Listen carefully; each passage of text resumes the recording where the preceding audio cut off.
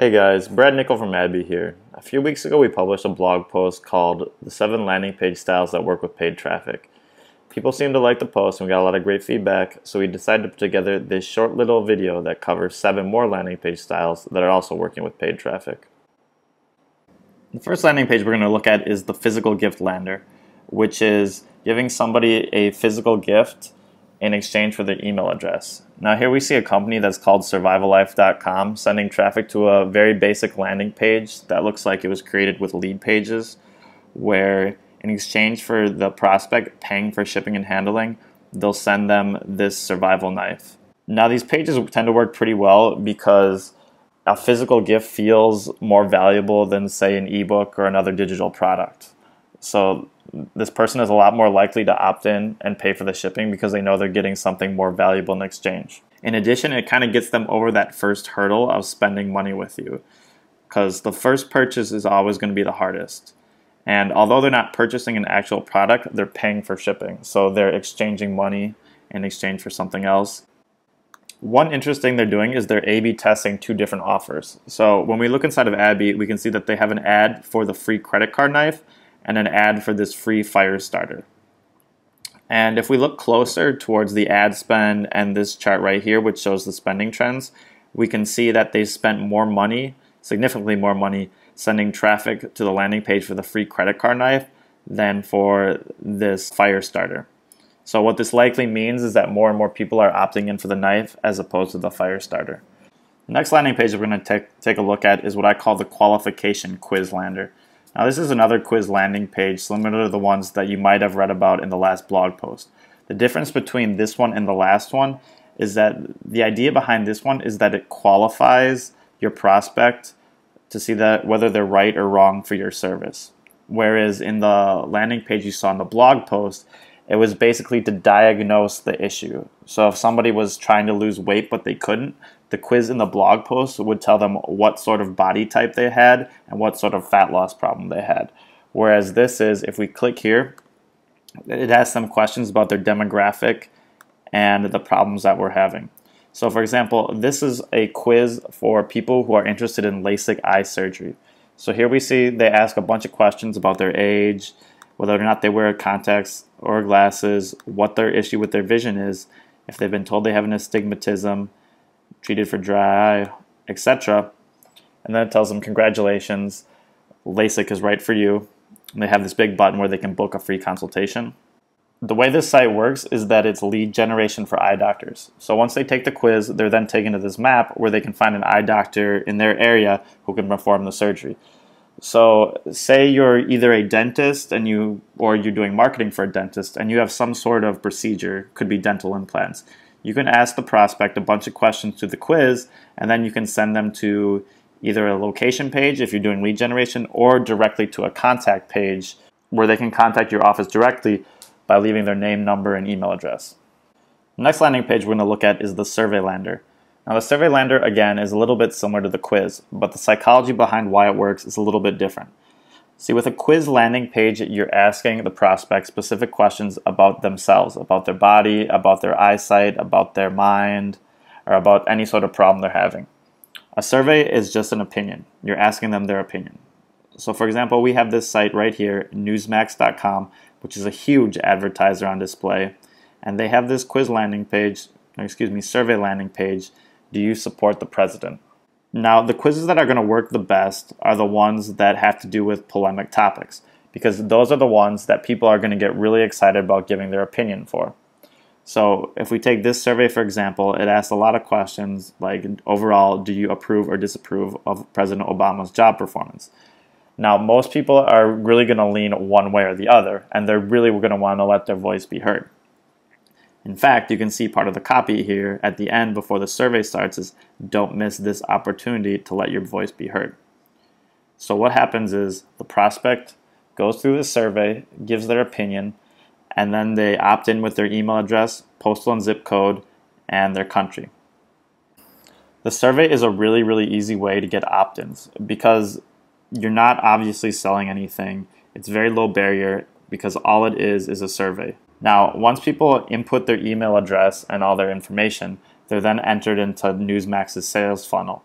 and they'll receive emails pretty much every day from Newsmax giving them information on other news stories so they can be sent to blog posts and make money off of their email list by using AdSense or another ad network to make ad revenue.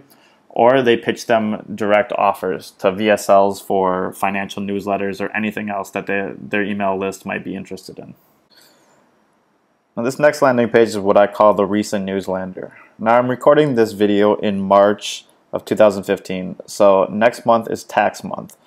So here we have a company called LifeLock.com, which helps protect your identity, your credit cards, your credit reports, social security number, etc. So here, if you look at the copy, it talks about if tax fraudsters stole your identity, would you even have a clue? Tax season is like holiday season for identity thieves.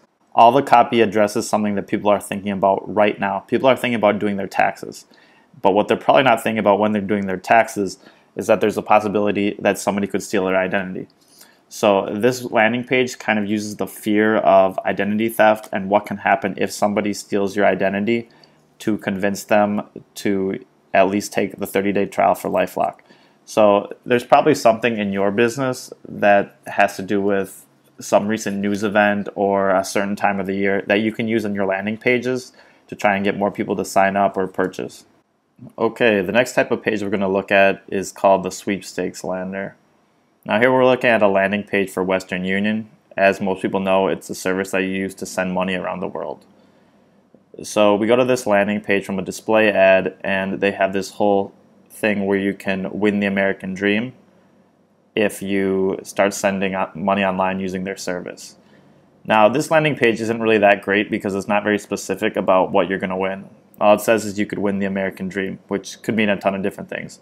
But the point being that if you have a landing page where you're going to offer some sort of sweepstakes in exchange for something, which could be, it doesn't have to be you use their service like here with Western Union. It could be you just enter your email address. That tends to work really well as an incentive for getting people to either use your service or receive your newsletter or anything else that you're trying to get them to do.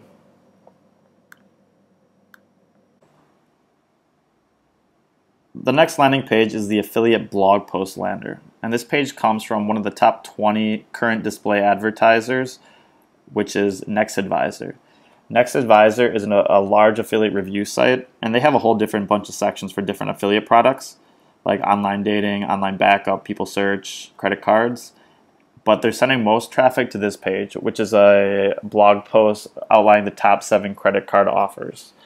And if you click on each of these links, you'll see that it comes up with a whole detailed review for the credit card, what exactly you get when you sign up for it, what the terms are, and then it has a link where you can apply for it.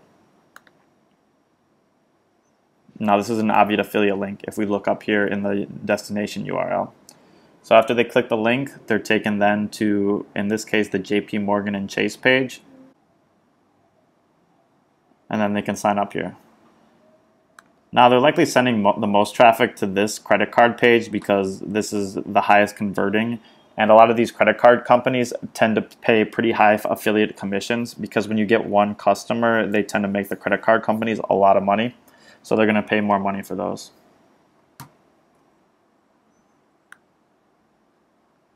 The next type of page is the free trial lander. Now you can use this if you have some sort of software service or you want to give them access to some sort of feature that you offer but not the whole enchilada. So here we have a website which you've probably seen before, which is called instantcheckmate.com, where you type in somebody's name, their state, and it gives you all the background info, if they have any traffic violations, if they've ever been to jail, etc. Now this site is a little over the top. As you see, they create this whole establishing connection thing to kind of make it feel like you're entering into the FBI database. You know, type somebody's name.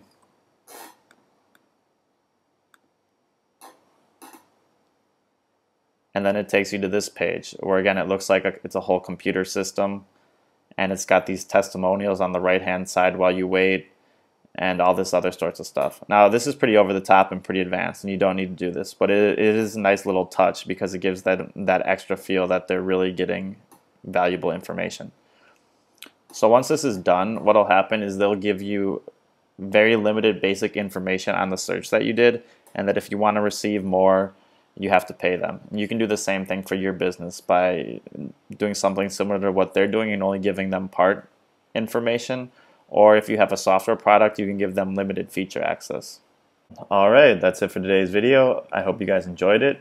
If you have any questions or comments, we'd love to hear them, so please write them in the box below this post. Also, there are links to all landing pages you've seen right below the video as well. So I hope you have a great rest of the day, and be sure to subscribe to the AdBeat blog to get more content just like this video.